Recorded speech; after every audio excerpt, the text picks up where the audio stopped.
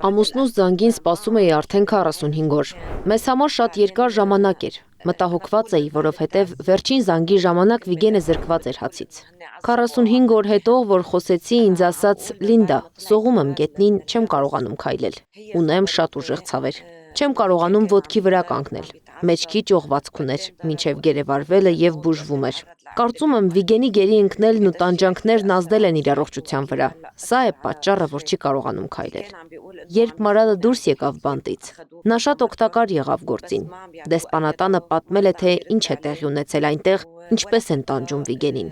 Տղաս արդեն 4 տարի է նշանված է։ Երբ հոր հետ խոսել է հեռախոսով, ասել է չի ամուսնանալու, քանի դեռ հայրն իր կողքին չէ։ Որդուս ամուսնությունն իմ և բոլորիս ցանկությունն է։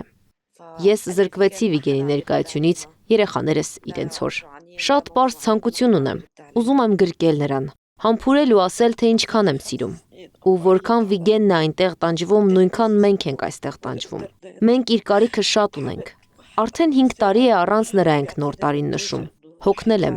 Ոչ ոք մեզ չի օգնում, որևէ մեկը ինձ հույս չի տալիս, որ Վիգենը դուրս է գալու։ Կամ չի գալու։